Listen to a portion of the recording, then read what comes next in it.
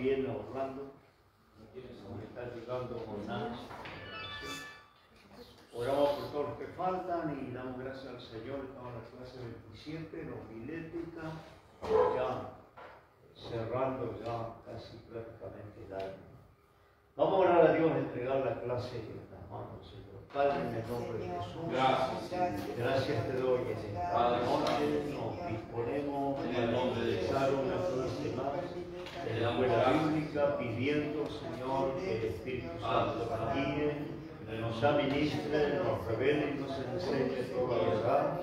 Señor, bendice a los hermanos presentes y los hermanos que están en forma virtual, cada uno de los lugares donde se encuentre alguien estando participando de esta clase, que tú le estés revelando tu palabra.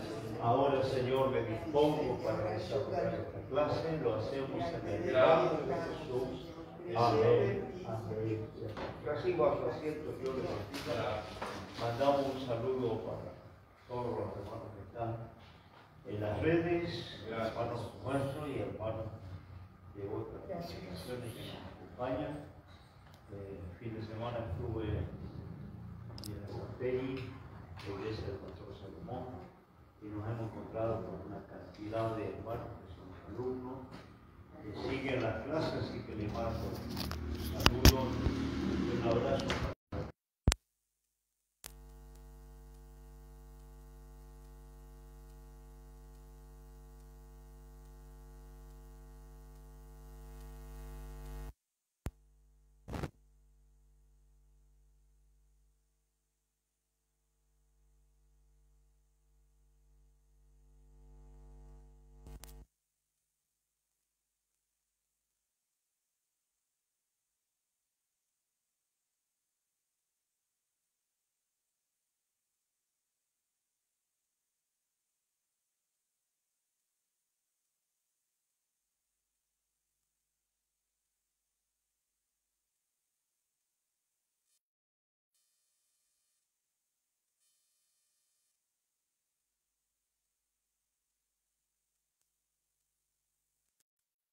Y qué bueno, como dije en la clase anterior, poder escucharse uno a sí mismo para corregir, ¿no?, esos vicios que muchas veces dentro de un mensaje se nos hace una laguna, un vacío mental, entonces apelamos a lo que se llama muletilla. Muletilla viene de muleta, de un elemento de apoyo, ¿no?, para caminar.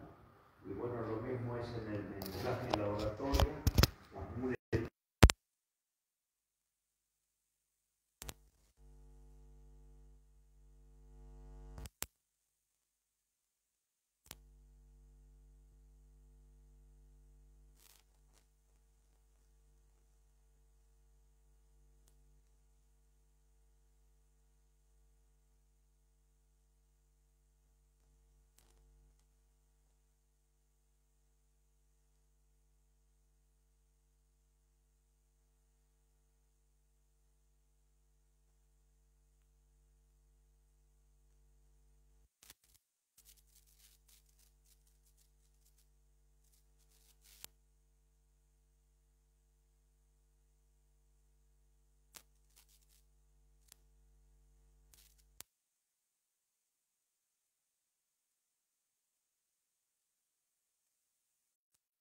¿no es cierto?, muchas veces.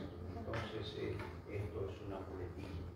A veces la palabra amén, a veces gracias a Dios, a veces la palabra sinceramente, queridos hermanos, ¿no? Bueno, muchas de estas frases que el oyente atento no las puede llegar a contabilizar, ¿no?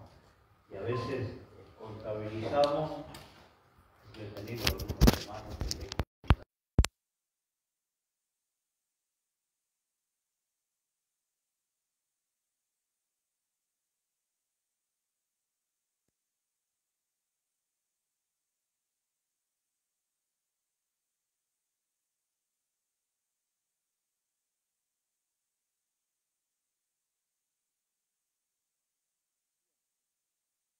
que no se da cuenta el predicador que hace uso de la muletilla. Solo se da cuenta cuando se sienta en su casa tranquilo y se escucha, ¿no? Y ahí es donde podemos corregir. Bueno, vamos ya, esto ya lo vimos, vamos a la pronunciación y la entonación, que esto también es importante, usar los diferentes tonos de voz y los diferentes grados de enunciación o pronunciación que le da si todo es en sonido monocorde, esto nos lleva al aburrimiento, lleva, ¿no es cierto?, a que el auditorio termine durmiendo, ¿no? Por eso es bueno utilizar los diferentes tonos de voz, las diferentes pronunciaciones y enunciados, entonaciones, es decir, empezar con calma, no empezar a 140 kilómetros por hora y terminan a 140 kilómetros por hora. Ya sabe que cuando viajamos en un vehículo está la caja de cambio, que son diferentes velocidades, hay una velocidad para mover el vehículo y después uno va cambiando las velocidades a medida que se requiera, ¿no? No es lo mismo manejar en un suburbio, en la ciudad, que manejar en una autopista. Y en la predicación también hay que saber usar las velocidades, las pronunciaciones, no ir siempre en una misma velocidad. Hay que aprender a poner las pausas donde corresponde, en los párrafos que corresponde, porque el uso en la lectura de las comas, yo decía en la clase anterior, ¿no?, que hay gente que lee y no le presta atención a las comas, a los puntos, al punto y coma, que en la lectura, ¿no?, de alguien que fue a la escuela sabe que son pausas necesarias para respirar, para, ¿no es cierto?, tomar aire. Y bueno, cuando se predica es lo mismo, ¿no? No se puede no tener esas pausas, porque incluso un texto, si no le hace las debidas pausas que marca la Escritura, que son el punto aparte, ¿no es cierto?, el punto y coma, la coma, los puntos suspensivos, ¿no? Sabe que en alguna lectura por ahí encuentra 3 puntos, eso se llama punto suspensivo, y eso es para parar, ¿no?, y después retomar la lectura, ¿no? Parar, tomar aire. Bueno, eso que está en la lectura tiene un propósito, no está ahí de balde. Tiene un propósito para facilitar al lector, ¿no?, poder avanzar en los párrafos. Y bueno, la predicación es lo mismo, tiene que tener pausa, tiene que respirar, tiene que tener punto y aparte, tiene que tener punto suspensivo, punto y coma, ¿no? Es decir, que utilizar los espacios, las pausas, los respiros, más en los párrafos largos, que hay que, ¿no es cierto?, detenerse en algún momento,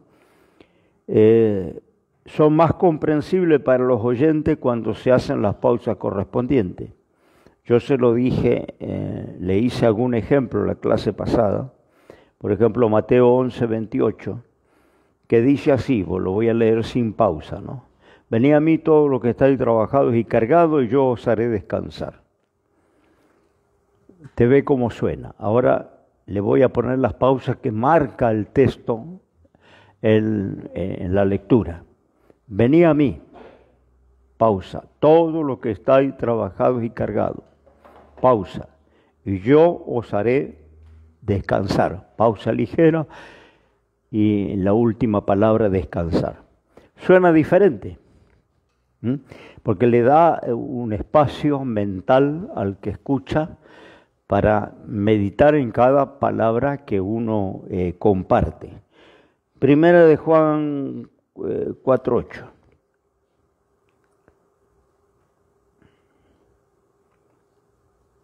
Mire, si Dios es amor, ¿no?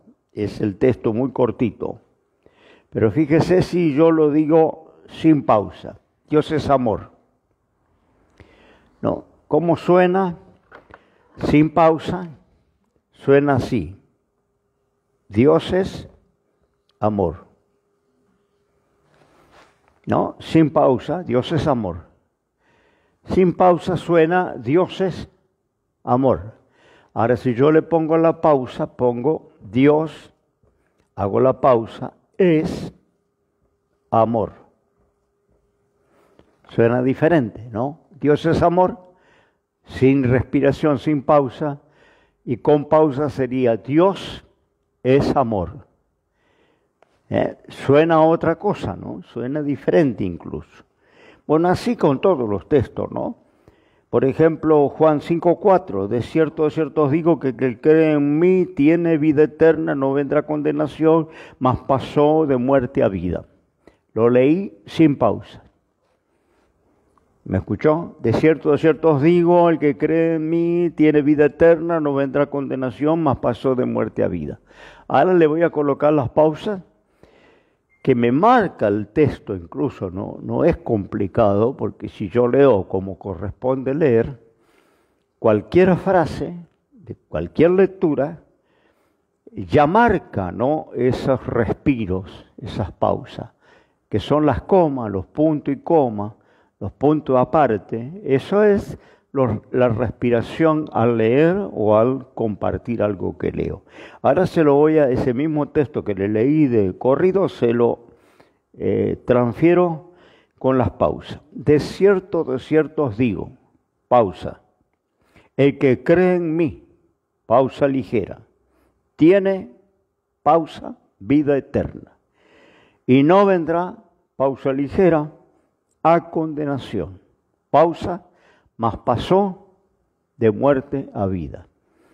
Veo que suena más comprensible, más atendible, ¿no?, a la mente, cuando le ponemos esos respiros, ¿no? Luego está la velocidad en la predicación, ¿no? La predicación rápida, vuelvo a decir, a 130 kilómetros por hora, ¿no? O la lenta, la tremendamente pausada. Son dos extremos que uno tiene que evitar, ¿no? El embale, que arrancó a 130 y quemó goma y sigue a 130 y termina a 130, no nos deja pensar, no nos deja meditar, no nos deja elaborar lo que estamos escuchando. Y después está el otro que nos pone a dormir, que nos plancha, porque no tiene variación, no tiene tonalidades, es monocorde. Entonces el más pintado se duerme. Porque a mí me ha pasado, mire, que para ponerme a dormir a mí es bastante difícil, pero hay algunos que lo lograron, ¿no? Me ponen a dormir, porque es tan monocorde la forma de oratoria que tiene, que vuelvo a decir que si, yo creo que si el Señor está de visita en la congregación, también se duerme, ¿no? Porque el mismo tono, el no tener variación, a no modular la voz, no hacer las pausas, vuelvo a decir, pone a dormir al más pintado, ¿no? Entonces, esto depende también del temperamento del predicador, ¿no? Hay predicadores que por su temperamento, su carácter, tienen una forma más pausada. Y hay otros que son sanguíneos, carácter sanguíneo, que son más arrebatados, más explosivos, ¿no? Tengo, hermano Julio, es así, ¿no? Sanguíneo completamente. Entonces, y 2x3 está sin voz, 2x3 está afónico. Porque empieza, vuelvo a decir, y sale quemando goma, y toda la hora que predica quema goma, porque va a 140, 150, 160, y termina a 160. Cuando termina, ya le queda un gemido, ¿no? Ya fundió las cuerdas vocales. No sabe, bueno, es nuevo, ¿no? Yo suelo decir que con la práctica uno va, ¿no es cierto?, perfeccionando. Y cuando se es nuevo, generalmente pasa esto, ¿no? Pensamos que, ¿no es cierto?, el alarido o el grito es sinónimo de la presencia de Dios, ¿no?, del poder de Dios. Que yo entiendo lo contrario, ¿no? Sí hay a veces que poner énfasis, pero recuerde cuando Elías estaba en la cueva, que la presencia de Dios no estaba en el terremoto, no estaba en el fuego, no estaba en el viento que partía las piedras, sino estaba en el silbo apacible y delicado. Cuando escuchó el silbo apacible y delicado, salió de la cueva y ahí estaba Dios. Esto nos enseña algo, ¿no? Que Dios no necesita terremoto que rompa las montañas, ni fuego, ni vientos huracanados para ser sinónimo de la manifestación de Dios. Dios puede ser muy calmo. Hay algunos que por su, vuelvo a decir, su temperamento son sanguíneos, impulsivos y no se les puede pedir que no exploten. Pero generalmente Dios no necesita esa explosión para manifestar su gloria y su presencia, ¿no? Entonces, cuando queremos que el oyente recuerde una frase, una expresión, un texto, es ahí cuando tenemos que pronunciarla claramente y con calma. ¿No? Pues yo vengo, en esa ametralladora, no se discierne, ¿no es cierto?, lo que es importante, porque largó una sarta de frases todas al mismo nivel. Ahora, cuando está en esa expresión y usted quiere que se recuerde algo que es importante, un texto, una frase, entonces baje los decibeles, pronúnciela con calma y la gente puede oxigenar la mente para recibir esa frase y recordarla, ¿no? Es decir, esto da una sensación de alivio en la mente del oyente, y sobre todo si el predicador es fogoso y viene hablando a gran velocidad, ¿no? Son técnicas de la dicción que podemos apelar, que podemos usar, que debemos usar, porque vuelvo a decir, eso hace más interesante el mensaje, lo hace más entendible, que si yo no uso los tonos de voz, no uso la dicción, no uso la pronunciación, porque también la pronunciación es importante para destacar o salir de la norma con una frase que yo quiero que la gente la escuche y la guarde, ¿no? Ahora vamos a la actitud y el gesto, ¿no?, que también tiene mucho que ver esto, la actitud y el gesto. Debe suprimirse todo gesto ridículo y raro, ¿no? No debemos imitar a otros predicadores, cada uno tiene que ser original y tiene que ser natural, ¿no? Cuando está armado, cuando no es propio, cuando yo utilizo algo que no es propio de mí, la gente lo percibe, la gente se da cuenta que estoy utilizando una estructura que no es mía. Entonces, a veces esto se produce por el temor. El predicador se siente objeto de todas las miradas y busca salir del nerviosismo con algún gesto.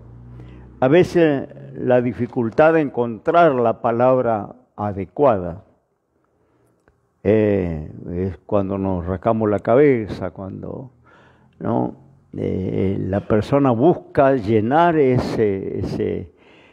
esa laguna, ¿no? Que eso le pasa a todo el mundo, no sea joven, no sea viejo, ¿no es cierto? Las lagunas, es decir, cuando no encontramos la palabra para seguir, ¿no? Y es ahí donde apelamos o a la muletilla o al gesto o a alguna actitud, ¿no es cierto? O le da por toser ¿no? Porque parece que él tiene un ataque en los bronquios. Bueno, todas estas cosas ocurren cuando se hace ese vacío, que le puede pasar al más pintado, ¿no? Balancear el cuerpo de un lado a otro del púlpito como movimiento de péndulo, levantar las hojas de la punta de la Biblia, rozarlas con el dedo, a veces, ¿no es cierto?, buscar algo en las páginas de la Biblia, o romper la Biblia a puñetazos. Hay gente que da puñetazo en el púlpito o amenaza con el puño a la gente, ¿no? Hay predicadores de toda clase, ¿no? A veces se ponen las manos en los bolsillos. Bueno, esto a mí me parece hasta una falta de reverencia, porque recordemos que estamos siempre ministrando la palabra de Dios, ¿no? Y hay predicadores acá de los nuestros, no estamos hablando de los ajenos, ¿no? Que está predicando, está así, ¿no? Y queda tan, ¿no es cierto?, profano, vamos a decir, ¿no? Queda desubicado, ¿no? Yo estuve en una boda donde había un pastor que hacía la boda, y bueno, no llevó Biblia, no leyó nunca la Biblia, y nunca sacó las manos, estaba con traje, pero nunca sacó las manos del bolsillo. Vinieron los novios, presentaron, y él, toda la ceremonia estuvo así. Dijo unas palabras, hizo una oración, y nunca sacó las manos del bolsillo. Un montón de gente del mundo, una boda viene de toda clase de familiares, y no sé si todos tuvieron la misma sensación, pero yo sentí una irreverencia, una despreocupación, una falta de interés, ¿no? Es como, ¿no es cierto?, que vos vayas a una entrevista laboral con el gerente de personal y vayas y te pares delante de él con la mano en el bolsillo. Son actitudes, ¿no es cierto?, hasta profanas en las cosas de Dios, porque bueno, en una entrevista laboral, a lo mejor el que te entrevista lo pasa por alto. Pero en las cosas de Dios, estas cosas son serias, porque si el predicador, ¿no es cierto?, está con las manos en el bolsillo, a mí me da a entender que no le está dando importancia, no le está dando el valor o la reverencia que merece lo que está diciendo, ¿no? Más si está haciendo una ceremonia como una boda, ¿no?, una presentación de un niño, ¿no? No sé, me da la imagen de alguien cansado, desconectado, fuera de sitio, ¿no? Alguien que no sé. Entonces esto hay que evitarlo, ¿no? También colocar las manos en la cintura, porque eso es como una señal también de desafío, ¿no?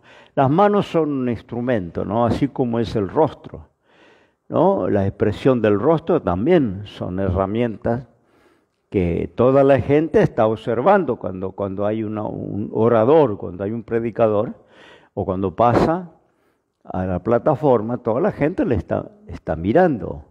Y no solo le está escuchando, porque para solo escucharle tenemos que prender la radio. Ahí no sabemos si el locutor está en calzones, si está en chancleta, si está tomando mate, bueno, porque escuchamos solo la voz. Pero en la plataforma se escucha y se ve, y se percibe, ¿no? Es decir, usted ve los gestos, ve la expresión del rostro, toda la personalidad se involucra cuando alguien comparte desde una plataforma y tiene montones de ojos o montones de personas sentadas en la banca, están todos mirando al que está hablando. Entonces, vuelvo a decir, yo suelo decirle a los hermanos obreros, ¿no?, que tenemos una cantidad de ojos observándonos a nosotros. Puede que yo no alcance a ver las últimas bancas, la gente que está allá en el fondo, no alcanzo a ver y no me puedo enfocar en verle, pero los que están adelante, como una pantalla, ¿no? Todos están mirando. Entonces miran si yo, cuando se ora, yo oro. Miran si cuando se canta, yo canto.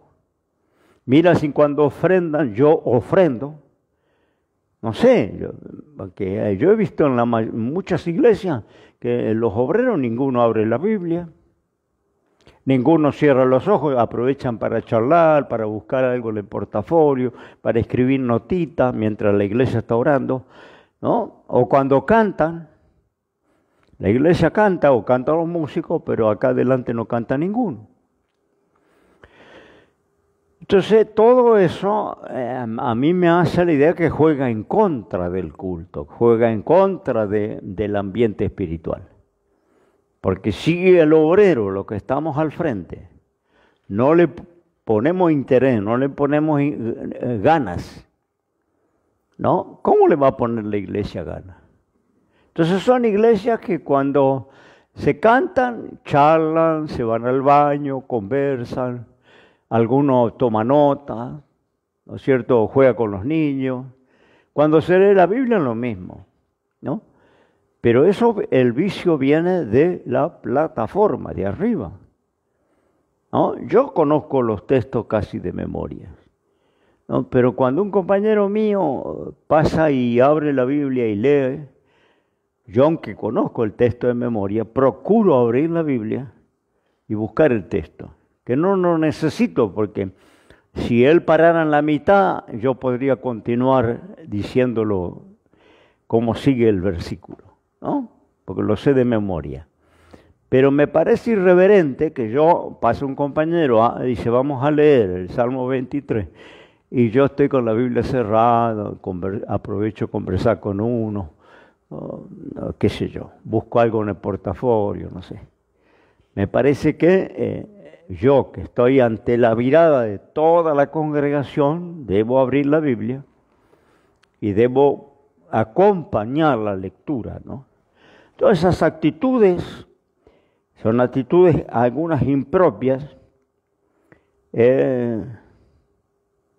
Levantar una mano, las dos, cuando se hace costumbre resulta petulante, no así cuando se hace naturalmente en los momentos adecuados. Hasta levantar la mano, ¿no? Si es fuera de lugar, también se nota. Cuando es forzado, cuando yo lo hago mecánicamente. Pero cuando lo hago espontáneamente, cuando siento de levantar las manos y alabar a Dios, está bien. Todas esas cosas prefabricadas, que a veces nos contagiamos de otro, copiamos a otro, se percibe. Se percibe un aleluya fuera de lugar, se percibe un gloria a Dios forzado, se percibe. Y se percibe cuando es espontáneo. ¿No? Porque a veces si yo no digo gloria a Dios, reviento. Tengo que, ¿no? Tengo que abrir la boca y glorificar a Dios o decir aleluya.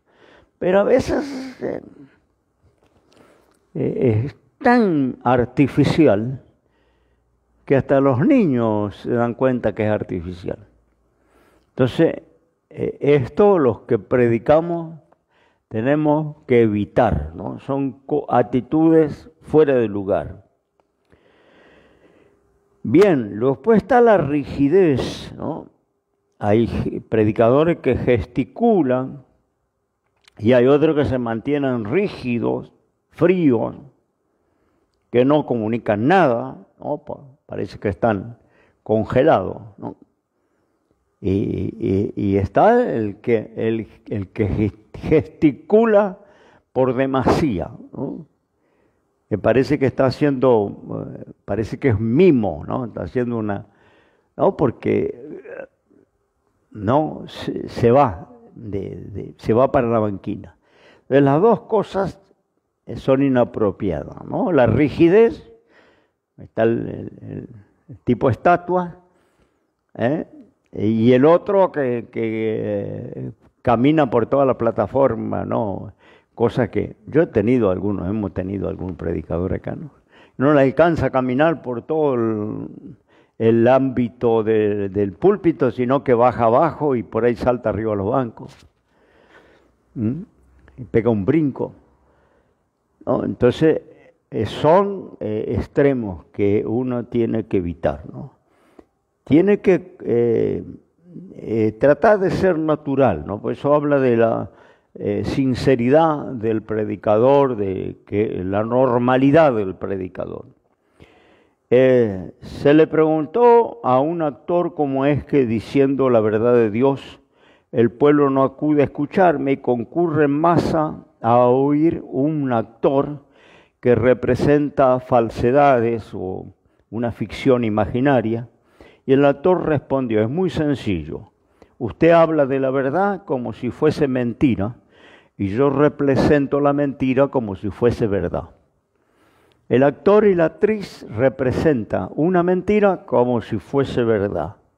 Termina creyendo, ¿no? Una novela, un argumento, una película, lo que fuera, una serie. Usted se convence de que el tipo es un psicótico asesino, ¿no? Le convence el actor por su interpretación y usted termina creyendo que el tipo es un perverso. Y a lo mejor es un excelente hombre, una excelente mujer, padre de familia, manso, tranquilo. Pero interpreta de tal manera la mentira que todo el mundo se la compra y se la cree. Nosotros que tenemos la verdad, muchas veces la presentamos como si fuera una mentira. Entonces no nos cree nadie, ¿no? Esa es la diferencia. La gesticulación es muy útil para la predicación, para dar énfasis y comprensión del mensaje, siempre que se practique con moderación y acertadamente, que no sea un señalador de aterrizaje de aviones. Estos días viajé a Neuquén y en la pista aparecen los banderilleros, ¿no? Que le indica al avión para dónde tiene que estacionar, ¿no? Y están con las dos bengalas, ¿no?, en la mano, dándole indicación al piloto, ¿no? Y hay alguno que parece, ¿no?, de estos banderilleros de las pistas de aterrizaje, ¿no? Bien, todo moderadamente en su lugar. Bien, ahora vamos a un juicio crítico de los predicadores. Usted lo va a tener que hacer como una especie de tarea, eligiendo un predicador de su iglesia, de nuestra iglesia, de un anexo. No le vamos a pedir que ponga nombre, sino usted elige uno. Puede elegirme a mí, a Pablo, a Marcelino, a Alejandro. Se va al anexo del viso, lo escucha Alejandro predicar y hace una evaluación, ¿no? Va a ser necesario que en el cuestionario usted ponga el nombre del predicador, porque no queremos aludir personalmente a ninguno. Puede elegir a la hermana Liliana cuando predica para las hermanas. Las mujeres pueden elegirle, pero no ponga Liliana. ¿No?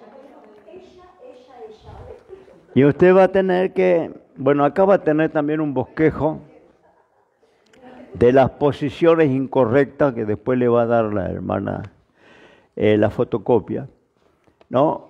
Cuando lee el sermón del bosquejo, cuando se restrega la nariz, cuando amenaza con los puños, cuando saca las ideas del cuello de la camisa, cuando tose al final de cada párrafo, cuando empieza a balancear el cuerpo, cuando coloca los brazos en jarra, cuando coloca las manos en el bolsillo, cuando amenaza dar puñetazos, cuando apoya la cabeza en el brazo, parece que la cabeza se le va a caer, cuando se rasca la oreja, cuando se adelanta en el auditorio con la mano. Bueno, todas esas actitudes incorrectas están ahí en un gráfico. Pero el juicio que va a hacer del predicador es, por ejemplo, va a tener que jugar la actitud general. Si está descuidada, si está tieso, si tiene la cabeza atrás, si inclina hacia adelante, si tiene la mano en los bolsillos, si está de puntilla, si mueve el cuerpo en forma oscilante. Eso sería actitud general. La actitud con respecto a los oyentes, segundo ítem.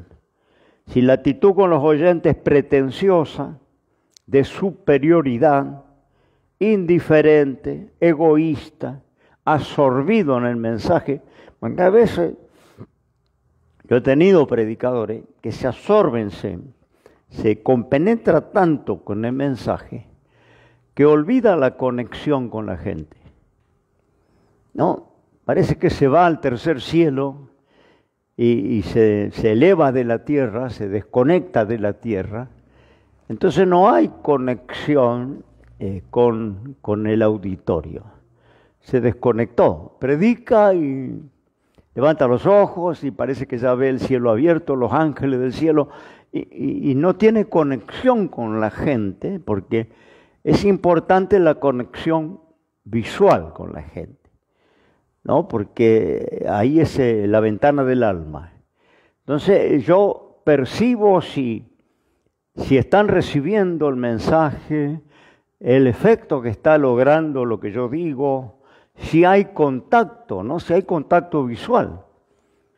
Porque tengo que hacer contacto visual con el auditorio. No puedo hoy elevarme al tercer cielo, cerrar los ojos, ¿no? En forma mística y parece que estoy allá, ¿no es cierto?, entre las nubes y me desconecté de planeta Tierra. No, tenemos que tener contacto con la gente. Pues yo tengo que ver qué Dios está haciendo mientras que yo estoy predicando, ¿no? Entonces eso también hay que juzgarlo. Después la expresión facial de la cara. Si es dura, de estatua, si cruza el entrecejo, si hace mueca con la boca, si enseña los dientes. Todo eso va a tener que evaluarlo, ¿no? Hacer una evaluación. Con X predicador, vuelvo a decir, va a tener que agarrar uno, no agarre todo, porque se va a hacer una ensalada impresionante si agarra todo. Todos tenemos alguna cosa para corregir, ¿no? Tiene que agarrar uno. Y ese uno, examinarlo y hacer una evaluación.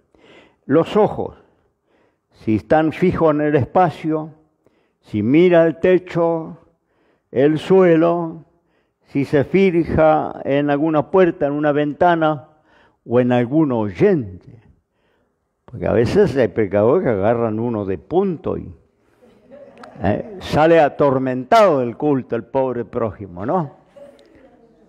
No se puede hacer esto, ¿no? No puedo enfocarme en uno cuando hay toda una cantidad de hermanos. Tengo que, ¿no es cierto? No, porque se siente aludido. Yo predico 1 hora mirándolo a Orlando.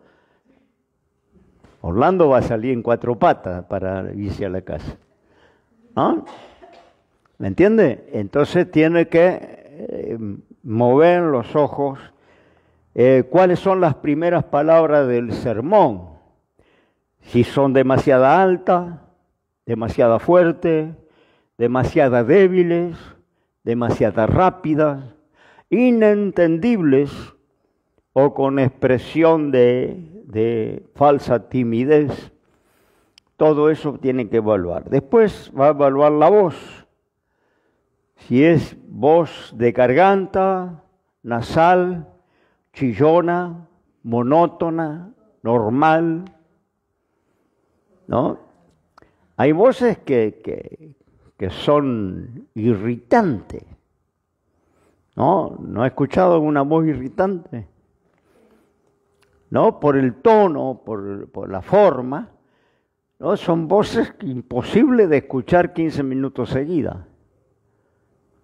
No, porque son voces que molestosas, irritantes, que la persona que va a predicar tiene que trabajar y corregir, ¿no es cierto?, si tiene ese tipo de voz. Bien, el aliento, si respira poco, si incluye demasiada palabra en respiración y respiración, si se queda sin aliento, si rompe la frase para respirar. Eso lo tiene que evaluar. El volumen, si es insuficiente para la sala, si es insuficiente al principio, si es excesivo al final, si es demasiado débil al final, si baja la voz al final del párrafo. El tono, tiene que jugar el tono, demasiado alto al empezar, monótono. Lo puede hacer, el hermano puede hacer con su iglesia, con un NN, no nos interesa conocerlo, pero algún predicador de su iglesia, NN, y puede hacer ese cuestionario.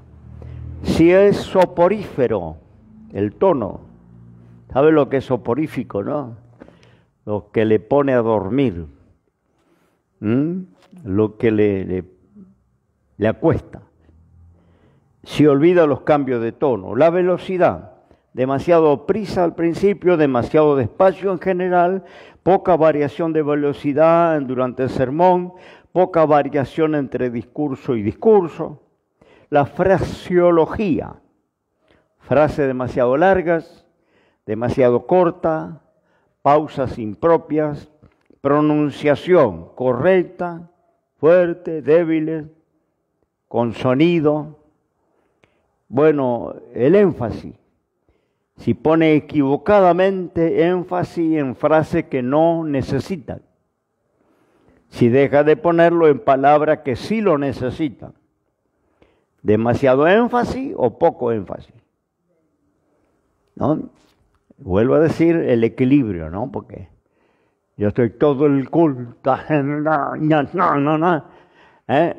demasiado énfasis, ¿no? Y a veces poco énfasis. No comunica nada. Los gestos, poco movimiento, excesivo, empieza a gesticular demasiado pronto, demasiados gestos iguales, demasiado mover la mano de arriba abajo, demasiado índice doctoral, uso normal y correcto del índice, estamos hablando del dedo, puño apretado, movimiento de charlatán con ambas manos. Yo los charlatanes de la calle que le venden un buzón, gesticulan con ambas manos. Queremos agregar que la parte espiritual del mensaje es lo más importante, mucho más que los detalles. Ahí va a tener todo también una página, después le va a entregar las copias a Nancy, en donde también se ve todo esto que usted tiene que evaluar, ¿no? La expresión, los ojos, las primeras palabras, el tono de la voz, el aliento y las pausas, el volumen, el tono, la velocidad, la fraseología, el énfasis, los gestos, el uso del bosquejo. Si se nota, si lee mucho los apuntes, si teme salirse del bosquejo o si pasa desapercibido. No, a mí, yo cuando miro algún programa de televisión, los conductores tienen bosquejo, que son los apuntadores que le ponen un papel grande así con lo que tiene que decir de la marca cuando hacen la propaganda. Y hay conductores que yo digo, no, si a mí me tocara ser director, le doy un boleo porque están leyendo el papel, siguiendo con los ojos mientras repiten lo que dice el papel y todo el mundo se da cuenta que está leyendo. Y hay otros que tienen una calidad, que usted por más que lo mire, no nota que está leyendo.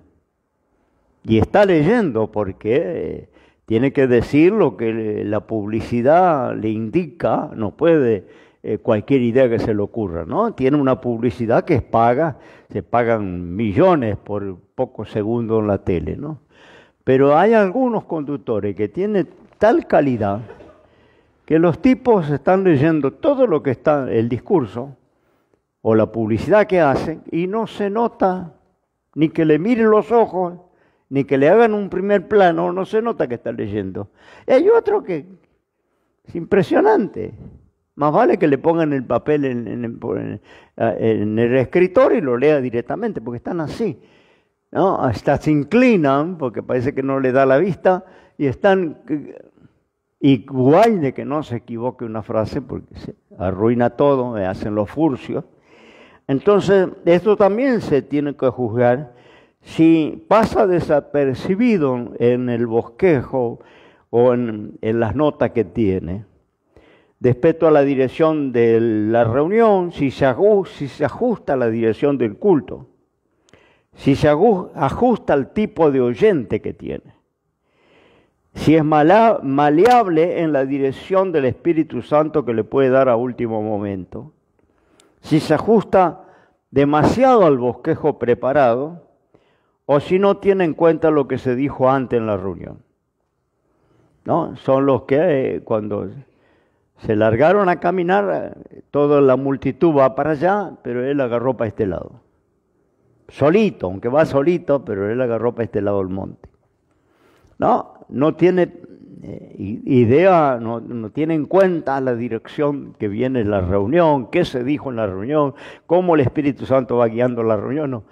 Él agarró para donde él tiene la idea, aunque vaya a contramano. Es como el gallego que se metió en la Libertadora a contramano, ¿no? Y la policía con los patrulleros, con los altavoces empezaron a decir auto a contramano, peligro, porque el gallego venía en dirección contraria, ¿no? Un auto a contramano, peligro, era en espacio, ¿no? Y el gallego que iba manejando como 70 kilómetros por hora dice, vienen como 1000 a contramano. El único que iba derecho era él, ¿no? A su idea. Y así es muchas veces cuando hay una dirección del Espíritu Santo, en las alabanzas, en la apertura, en los preliminares, que hay que tener en cuenta, sí, y no ajustarme a lo que yo preparé la semana anterior. Cáigase el techo abajo. Porque se ajusta a lo que preparó, a la idea que tiene y que se venga al techo abajo, no importa nada. No, tenemos que tener en cuenta lo que se dice antes en la reunión, ser maleable, la dirección que nos puede dar a último momento el Espíritu Santo, ¿no? Todo eso tengo que tener presente. Entonces yo no puedo preparar como hacen muchos predicadores, dice 15 días antes preparó el mensaje. No sé, será una forma que yo desconozco. Yo lo hago, yo puedo preparar 15 días antes. Pero cuando vengo al culto, me ajusto a la dirección que hay, cómo viene la reunión, cómo vienen los preliminares. Y la mayoría de las veces tengo que dejar de lado lo que preparé y ajustarme a lo que Dios tiene y al auditorio que tengo, porque yo no sé qué gente va a venir el sábado. No sé si va a haber alma nueva, si va a haber pródigo, si van a estar los hermanos de siempre. Yo tengo que ser consciente a quién le predico. No puedo decir porque yo preparé este mensaje y le meto este mensaje, aunque esté desubicado como un caballo arriba del techo, ¿no? Bien, respecto a la naturalidad, respecto al tiempo del mensaje también. El mensaje debería ser más largo, debería ser más corto, más conciso en el asunto a tratar. Si es vago, si no es claro, si maneja bien los tiempos. No, porque algunos pueden usar 1 hora y media de predicación, pero si usted le pregunta a la mayoría de los hermanos, ¿qué dijo? ¿No? Si hiciéramos una encuesta al terminar el culto ahí en la puerta, y a cada uno le preguntaríamos, ¿cuál fue el mensaje de hoy? Algunos no sabrían decir, y se predicó 1 hora y media, pero algunos no tienen idea qué quiso decir.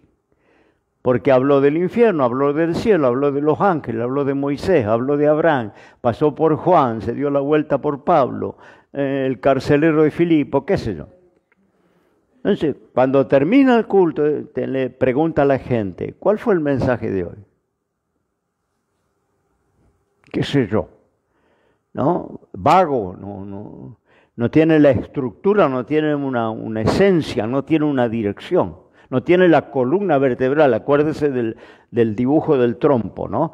Que tiene que cerrar en un vértice, en una idea, que yo diga, bueno, el sábado Dios habló de la esperanza, el sábado Dios habló de la venida de Cristo, el sábado Dios habló del pecado, el sábado Dios habló de la reconciliación, bueno, lo que fuera, ¿no? Pero me queda clavada la idea que me lleva durante la semana a meditar en la esencia del mensaje del sábado. Si es vago, salí ahí a la vereda y no me quedó nada.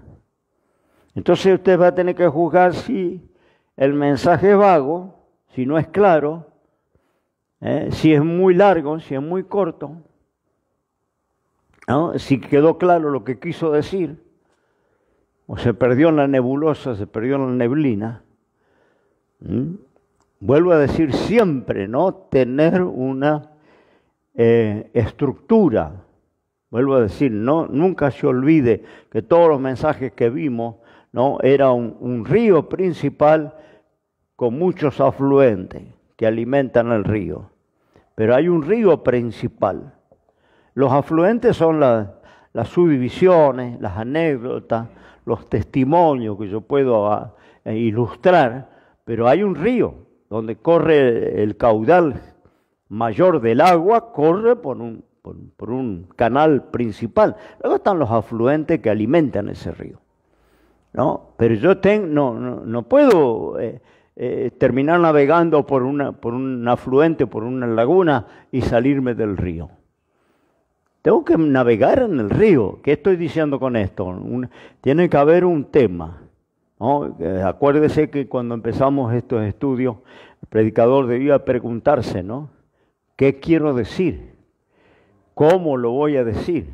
¿Por qué quiero decir lo que voy a decir?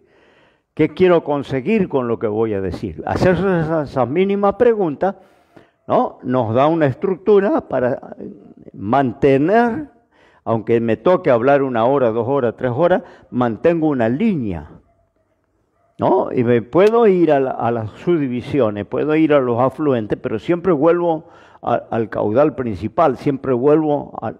Entonces eso establece una idea en los oyentes, que salen de la reunión, Dios habló de tal cosa, ¿no? Pero si yo hago esos planeos que hacen, tipo barrilete, que no se sabe dónde va a quedar colgado el barrilete, no deja nada, uno no puede sintetizar lo que se quiso decir. Porque se dijo un montón de cosas, un montón de conceptos, una ensalada de conceptos y nada de esencial que a mí me lleve a pensar durante la semana en el mensaje del domingo, el mensaje del sábado. Entonces, todo eso lo va a tener que, acá se le va a dar una página y usted sencillamente va a marcar con una X, ¿no? Si usted, por ejemplo, el uso del bosquejo, ¿se nota? Si se nota, le mete una X ahí. Lee mucho la nota, mete una X. Teme salirse del bosquejo, le mete una X. Pasa desapercibido, le mete una X. ¿No? Ahí están las respuestas, así que ni siquiera tienen que trabajar buscando las respuestas. Alientos o pausa. ¿Respira poco? Si usted ve que respira poco, que se está ahogando mientras predica, métele una X. Incluye muchas palabras entre respiración y respiración, mete una X. Se queda sin aliento, mete una X. Rompe la frase para respirar o respira normalmente. Bueno, conforme usted ve, mete la X allí, ¿no? Bueno, sí. yo Sí. Para hacer ese cuestionario, porque los siervos de Dios que están acá, ninguno hace eso. Gloria a Dios. Aleluya. Nah, me parece que le falla el ojo al hermano Orlando. Le falla el ojo, ¿no?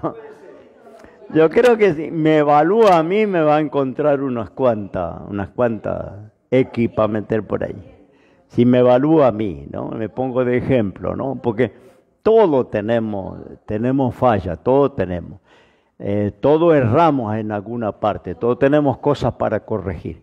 Es una tarea para mí permanente.